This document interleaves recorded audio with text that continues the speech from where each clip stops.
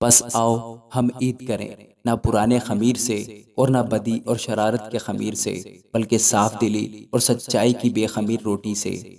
خداوند کے زندہ اور پاک کلام میں سے پہلا کرنتھیوں اس کا 5واں باب۔ یہاں تک سننے میں آیا ہے کہ تم میں حرام کاری ہوتی ہے، بلکہ ایسی حرام کاری جو غیر قوموں میں بھی نہیں ہوتی۔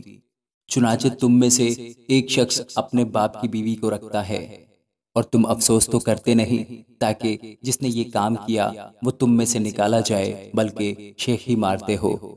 لیکن میں گو جسم کے اعتبار سے موجود نہ تھا، مگر روح کے اعتبار سے حاضر ہو کر گویا بحالت موجودگی ایسا کرنے والے پر یہ حکم دے چکا ہوں کہ جب تم اور میری روح ہمارے خداوند یسوع کی قدرت کے ساتھ جمع ہو، تو ایسا شخص ہمارے خداوند یسوع کے نام سے جسم کی ہلاکت کے لیے شیطان کے حوالہ کیا جائے، تاکہ اس کی روح خداوند یسوع کے دن نجات پائے۔ تمہارا فخر کرنا خوب نہیں؟ کیا تم نہیں جانتے کہ تھوڑا سا خمیر سارے گندے ہوئے آٹے کو خمیر کر دیتا ہے؟ پرانا خمیر نکال کر اپنے آپ کو پاک کر لو، تاکہ تازہ گندا ہوا آٹا بن جاؤ۔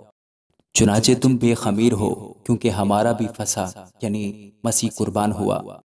پس آؤ ہم عید کریں، نہ پرانے خمیر سے اور نہ بدی اور شرارت کے خمیر سے، بلکہ صاف دلی اور سچائی کی بے خمیر روٹی سے۔ میں نے اپنے خط میں تم کو یہ لکھا تھا کہ حرام کاروں سے صحبت نہ رکھنا۔